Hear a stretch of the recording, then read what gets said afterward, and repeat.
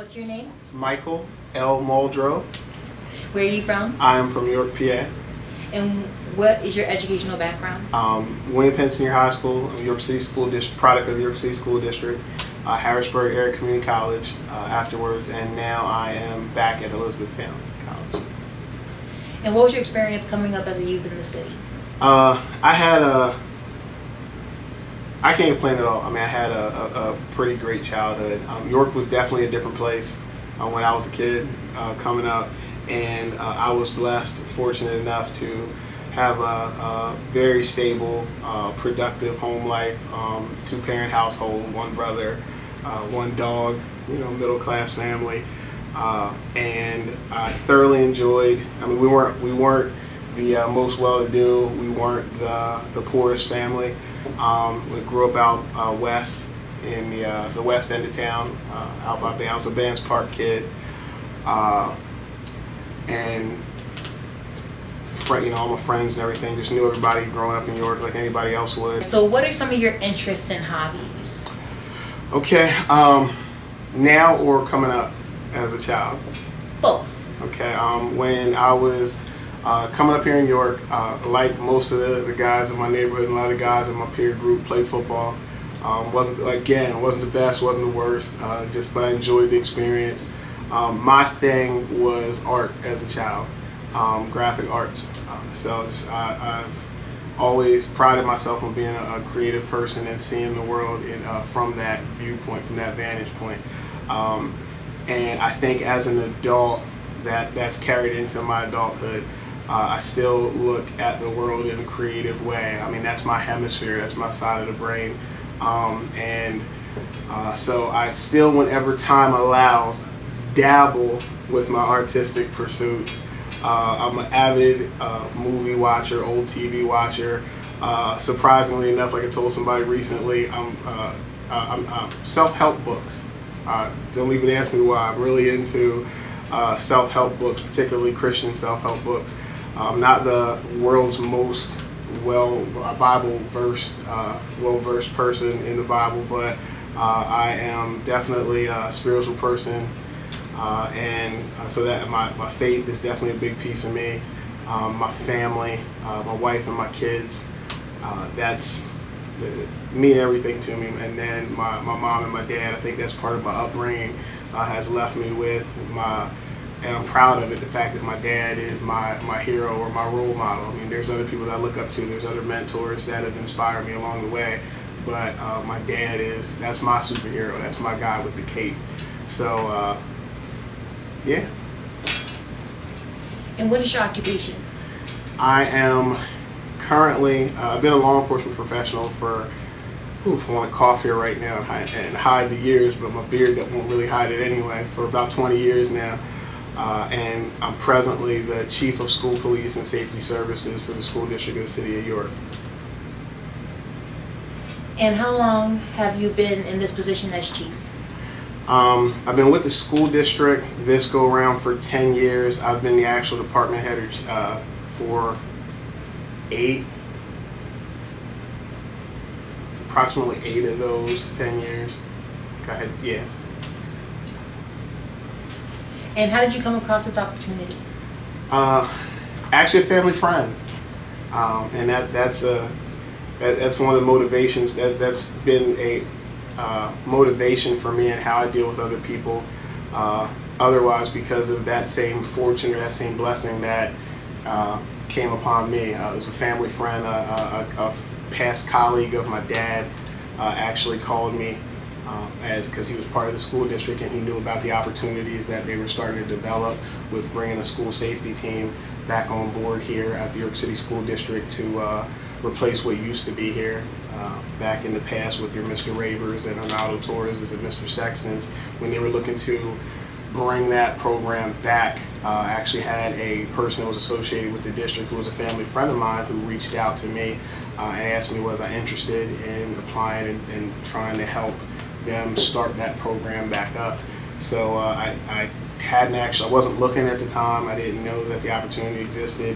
But when God saw fit to have it come my way, I jumped on it. It was interesting. It was definitely in my wheelhouse, having come from a background in law enforcement, of community policing and school resourcing, having had York High in the earlier 2000s as the SRO, coming from New York City Police Department. It was exciting. I was excited at the opportunity of getting back to working with kids. And what is your mission, or what do you look to achieve in this role? Well, the neat part, or the most interesting part about being a department head, is the opportunity it gives me to actually promote change or steer things in the manner that I was raised to, or the manner that I believe is the most productive way that law enforcement should be done when you're dealing with neighborhoods and you're dealing with community. So as a department head, it gives me the opportunity to do that, have this platform to reach kids, to reach families, promote some social change, and see that some of the things that are being done, or some of the practices in law enforcement that I may not feel are the most productive practices or the best way to go about it, as a department head or as a leader, it gives me an opportunity to promote that change and see that some of those things are corrected, and in addition do the same thing that somebody did for me, and that's to give other people opportunities. I remember several years ago, a mentor of mine and a beloved community leader, Miss Joanne Borders, I was sitting at her house with her in her living room, and she had called me about potentially working at the school that she was working with and helping to bring a program there. And I remember I just was so excited, and I was so humbled that somebody had reached out to me to see if I was interested in participating or helping with that program that she was involved in. And I remember sitting there at her bedside and we were talking, because she was sick at the time. And I remember Miss Joanne telling me that the biggest thing about leadership, or the most important piece about when you start to make it, or you get a little bit of a position with some responsibility or authority, is what you do with it and the people that you're able to affect, or the people that you're able to reach back for and bring up. That's the one thing that everybody in a community owes the other people around.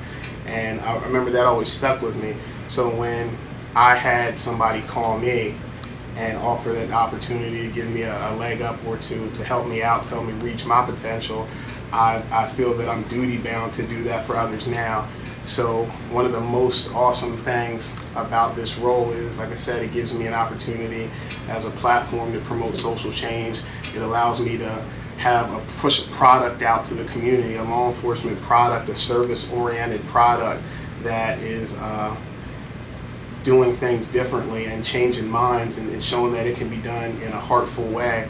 And lastly, one of the biggest things is it allows me to touch others and give those same opportunities that other people have given me in the past. It allows me to promote change and offer jobs. I go to bed at night with a strong sense of being blessed and being inner pride that I was able to help other people realize their dreams and realize their goals. I'm able to give people, some young people that may not otherwise have gotten an opportunity in law enforcement, to have that opportunity to come in and then help them run with it so that they can be mentors to younger people. And it's been wonderful being able to help people like my Officer Brittany Brooks, or my Quinn Johnsons and my Angie Moraleses, other York kids that were kids like me, be able to help them as they become adults, having opportunities to run with. And I know and I see how they touch young people's lives and the young people that they're pouring into now. And it's for me, it's very heartwarming being able to help that cascade effect of helping my own community. So when I do know when my last day comes and I lay my head down, I have a whole lot to look back over at this point in my 43 years on this planet. He's put me in a lot of positions to have a lot to be proud of. I know when I close my eyes, I'll be able to close it very easily, very comfortably. How do you feel about the importance of having law enforcement in public schools? a lot of people would look at may at face value, and it'd be easy to give you the answer that it's necessary, or it's a necessary evil. A lot of people see it that way, and and it's sad that in 2018 times are that different, where you're stuck with having to decide and defend against outside issues that could potentially come in, or people that want to use softer targets like schools and churches and malls and movie theaters as a way to take advantage of them, or a way to create shock and awe, because nothing, and that's what it is when you look at stuff almost from a terrorism standpoint.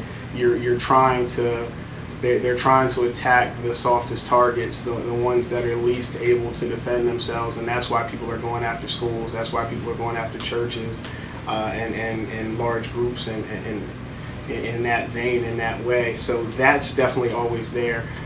So that's the necessity of the job, is just in these days and times, it's like an insurance policy. You have to realize that any school on any given day, whether it's York Catholic, West York Central, Spring Grove, York Academy, whatever, or York High, any school on any given day could be subject to a horrific act of violence, and that's just the times that we live in. But putting that dark outlook aside, I don't view it as that. I view law enforcement as a game changer. It's a platform. It's not the badge that's bad, and when bad things occur, or things that you see on the media, or horror stories that people have with respect to incidents with law enforcement. It's not the badge. It's not the job itself. It's not that. It's not the inherent nature of the position. It's the people that make mistakes at times and do things that aren't kosher, or aren't good, or aren't productive in our society. It's not the occupation, and the occupation itself, being a second generation law enforcement person.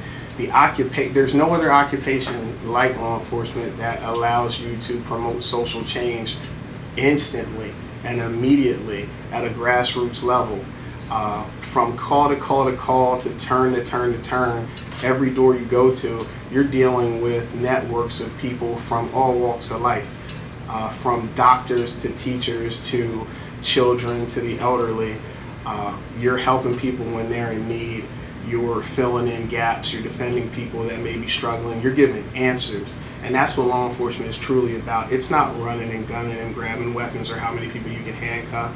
It's about helping people. And that's what it really comes down to. When you work in a locale or a location like this, an urban area, and you're responding to 25, 30 service calls a day, they're not all shootouts. They're not all about drugs. They're about people in need one way or another, whether it's as a victim, whether it's as a witness, whether it's because of their circumstance, whether it's helping people address poverty, property damage, whatever it is, abuse, victimization. It's a platform. Law enforcement is just it's a platform. It's a cross-dimensional platform for social change, and that's what it truly is. Once you get all the superhero and dramatization out of it, you're a social worker, you're an advocate, you're a coach, you're an answer man or woman. That's what law enforcement truly is. And at the end, on top of all that, you're helping to defend people that may not at the time be able to defend themselves. What bigger responsibility could a person have? What more awesome undertaking could somebody take on that really wants to help their community than into a role like that? So that's what I see when I look at a badge roll up, or when I look at the opportunity that is law enforcement. That's what I see, and that's what we've tried to make this department. That's what that same outlook that I have is our mantra as a department. That's how we approach the job, and we bring that platform outlook into the schools. So, and we fill needs for the staff, needs for the parents, needs for the kids, needs for the community. We fill in the needs. We help connect dots, and that's what this position allows you to do. How do you maintain healthy relationships with your students, and what do you think they can get from your example? For me, it's easy because if you're a person that believes in kids and truly loves kids and wants to work with children, then a role like working in a school district it means access. It means access to conversations. It means compelling conversations that you're able to have. It's your opportunity to get into network. Again, I hate to keep using the same word platform, but it's a broader, wider, richer platform for having those relationships with kids. And like I always tell people, how we're different, or what makes us different, is the fact that we live with kids. We truly live with kids.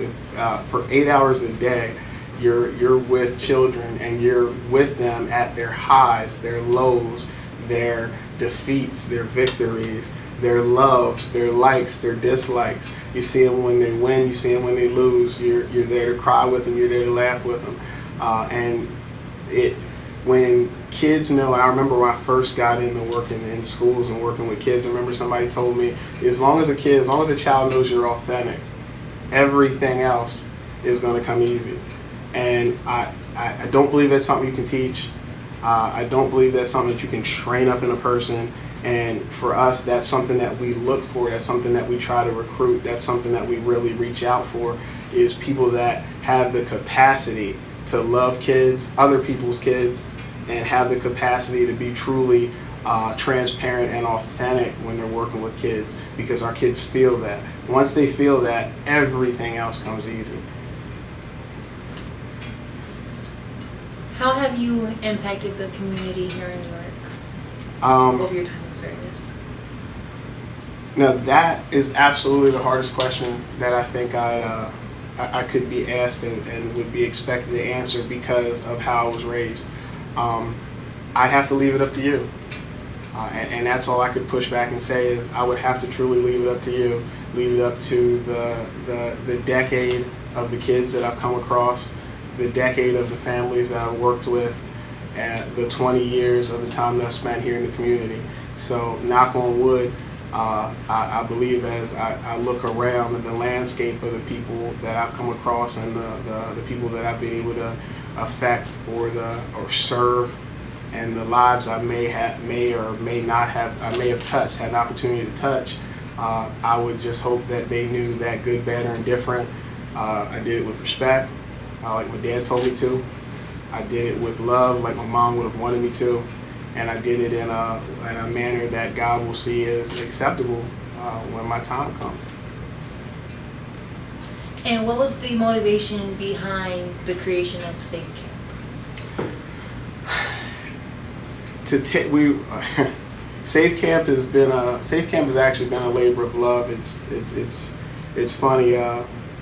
Our department has always looked for. I've always had our department look for opportunities to connect, opportunities to rapport build, opportunities to take relationships to the next level with respect to our kids and the families that we work with. By giving them more. Our department motto, my challenge that I've given our officers, and our little slogan is beyond the badge. Because it's easy for me to show you Officer Muldrow. It's easy for me to let a person see Muldrow. But it's difficult, and it's more challenging as a human being, as an adult, as a person that's supposed to be a professional, to let people get to know Mike. To let people inside so that they can feel Michael along the way. And I've tried to always carry myself in that manner, and I promote our department doing it as such. And that's what Safe Camp was all about. It was about taking our engagement, taking that rapport building to the next level, where now we're going to strip it down in an acoustic way. Take the uniform out of the way, remove the badge, take the circumstances, and just sit it all aside. There's no school rules, there's no this, there's no that, there's no bells getting ready to ring, there's no 8 to 3.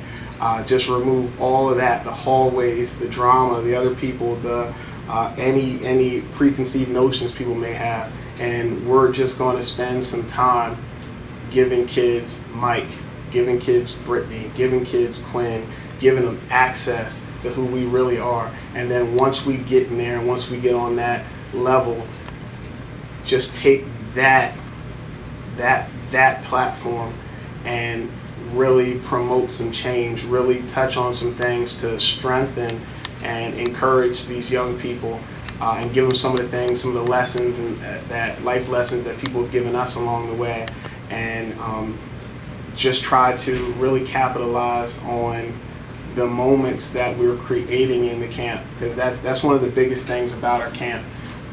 It's paramilitary in style, but really only on day 1 or day 2, because we use that policing background, that paramilitary policing background, where we bring everybody in, or how they take you to the police academy, and we're like in the military, and they kind of break you down first, and they strip away the egos, they strip away the doubts and the fears, and they just push you to as far as you can be pushed, just so that you can see everybody is equal playing field for everybody. And that's what we do with the camp. On day 1, we come in, we use that paramilitary physical training style to just push all the kids to their limits and just tear them down till they're raw, till it's just them and us standing in front of them, through working out, through sweat equity, through drive and push, and just sheer commitment to wanting to be there. And once we tear down all those walls, then we spend the rest of the time with our camp exposing them to things that they may not otherwise have seen or experienced, and not even just the tangible things, but the conceptual things, charity, community service. We do our kids. We took them out to do a lot of community service, a lot of cleaning and helping their neighbors, and meeting their neighbors. That's why we visit the elderly communities and work with children and have them experience volunteerism. Even at an early age, we take them to college campuses so that they can see the college campus experience and have it to be legitimate to them, that they feel like they could really do it or go there. This year we took our kids camping, because many of our kids, I wasn't really a wilderness guy, through my circumstance growing up. So for me, that level of roughing it was new too. So to take them out into the wilderness and let them experience some camping, and just every single day for our camp was designed to be, or attempt to be, the most exciting, most different day that they've ever experienced. We wanted each of the 15 days or 3 weeks of camp, we wanted each one of the days to be the best, for them to be able to look back on it and say it was the best day of their life. And then on top of that, the lessons and the issues we were attempting to address, and the lessons that we were pushing in those coachable moments that we were actually creating with these kids. And to have that all be done, like what one of our youngest campers called it last year, to have all that being done, and the kids being able to see it, the parents being able to see it, and the community being able to see it being done by a group of cops, I think was life-changing. I think when we do it, it was life-changing, not only for us, but it was life-changing for our kids, it was life-changing for our community, and for me, hopefully, it was a little bit of a change, or promoted some change in the mindset of our law enforcement colleagues from other agencies. So I think with one effort or one initiative, I think we continue to be able to cover a lot of bases and do a lot of things and change a lot of minds.